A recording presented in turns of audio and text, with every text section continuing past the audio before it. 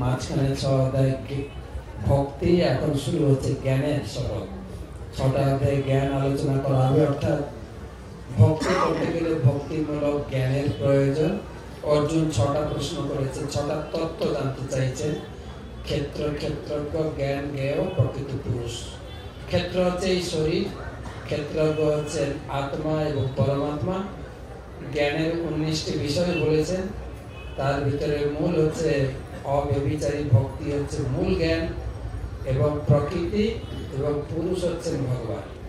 অর্থাৎ প্রকৃতি, পুরুষ, ক্ষেত্র, এই সংযোগে এই জগতে সবকিছু সৃষ্টি হয়েছে। এই তত্ত্ব অর্থাৎ সবকিছুর মূল পুরুষ, পরম পুরুষ ভগবান পরমাত্মা কে জানতে পারলেই পরম গতি লাভ হবে। বিশেষ করে ভগবান বুঝিয়েছেন ক্ষেত্র এবং ক্ষেত্রজ্ঞ, এই দুটো পার্থক্য ভালোভাবে তোমাকে জানতেই হবে। এরপরে চতুর্থ অধ্যায়।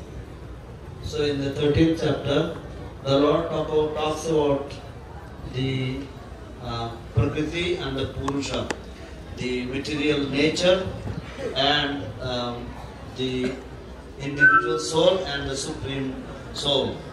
And there the Lord talks about the 19 aspects of devotional service, and in this way the 13th chapter is explained.